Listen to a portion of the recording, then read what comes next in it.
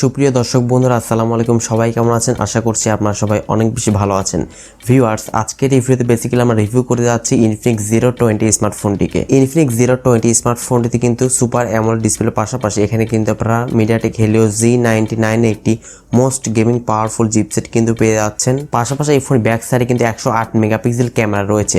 So আরও থাকছে উল্লেখযোগ্য ফিচার। সো ইনফিনিক্স Zero 20 স্মার্টফোনটি দেশের বাজারে কবে লঞ্চ হবে এবং কত প্রাইস রেঞ্জে লঞ্চ হবে সমস্ত কিছু A to Z ক্লিয়ারলি আলোচনা করার চেষ্টা করবো আজকের এই ভিডিওতে। তার আগে যারা এখনও পর্যন্ত আমাদের চ্যানেলকে সাবস্ক্রাইব করেন অবশ্যই চ্যানেলকে সাবস্ক্রাইব করে দিবেন, পাশে বেল আইকনে ক্লিক করবেন পরবর্তী ভিডিওগুলোর আপডেট সবার আগে পাওয়ার জন্য।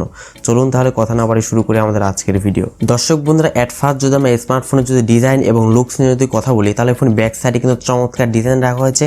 ব্যাক সাইডে 3টি ক্যামেরা সেট আপ থাকছে অ্যান্ড ফ্রেমে কিন্তু এখানে অ্যালুমিনিয়াম ফ্রেম কিন্তু ইউজ করা হয়েছে অ্যান্ড এই ফোনের বডিতে রাখা হয়েছে গ্লাস বডি। তো ওভারঅল ফোনটির কিন্তু বিল্ড কোয়ালিটি কিন্তু মোস্ট পাওয়ারফুল বিল্ড কোয়ালিটি কিন্তু এখানে ইউজ করা হয়েছে। ভিউয়ার্স, এবারে যদি আমরা ইনফিনিক্স Zero 20 স্মার্টফোন যদি ডিসপ্লে সেকশনে কথা বলি তাহলে এই ফোনটির ডিসপ্লেতে ইউজ করা হচ্ছে 6.7 ইঞ্চের একটি ফুল এইচডি প্লাস রেজলিউশন একটি সুপার অ্যামোলেড ডিসপ্লে এখানে ইউজ করা হয়েছে, যার রেজলিউশন হচ্ছে 1080x2400 পিক্সেলস। এর পিপিআইডেন্সি হচ্ছে 420:9 এক্সপেক্ট রেশিও। অ্যান্ড ভালো ব্যাপার হচ্ছে এই ফোনটির ডিসপ্লেতে কিন্তু আপনারা 90 হার্জের রিফ্রেশ রেটের সুবিধা কিন্তু পেয়ে যাচ্ছেন, যেটির মাধ্যমে আপনি ফোনটি চালানোর সময় একটি স্মুথ ফিল পেয়ে যাবেন এবং কোনো প্রকার শার্পনেসের ঘাটতি কিন্তু আপনার ফিল হবে না, যেহেতু এখানে ফুল এইচডি প্লাসের মতো সুপার অ্যামোলেড ডিসপ্লে এখানে ইউজ করা হয়েছে। তবে এখানে কিন্তু কোনো প্রকার গোরিলা গ্লাসের প্রোটেকশন কিন্তু থাকছে না, অ্যাটলিস্ট গোরিলা গ্লাস 3 এর প্রোটেকশনটা কিন্তু দিতে পারতো। ভিউয়ার্স, এবারে যদি আমরা ইনফিনিক্স Zero 20 স্মার্টফোনটি যদি পারফরমেন্স সেকশনের কথা বলি তাহলে এখানে আপনারা পেয়ে যাচ্ছেন অ্যান্ড্রয়েড 12 এর সুবিধা এবং এর XOS হচ্ছে 12 এখানে ইউজ করা হয়েছে। ফোনটি চিপসেট হিসেবে থাকছে মিডিয়াটেক হেলিও Z99 এর একটি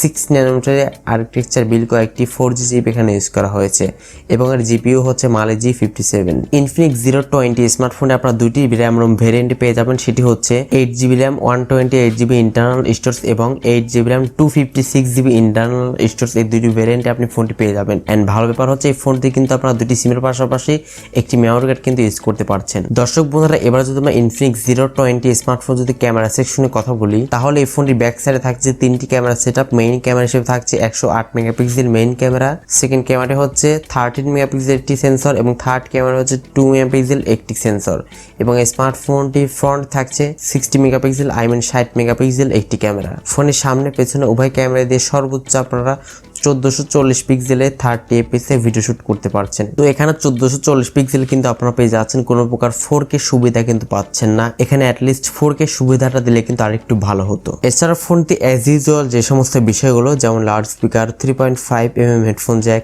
USB Type-C পোর্টের সুবিধা এবং এই ফোনটি কিন্তু আপনারা সিকিউরিটি হিসেবে সাইড মাউন্টেড ফিঙ্গারপ্রিন্ট স্ক্যানারের সুবিধা পেয়ে যাচ্ছেন।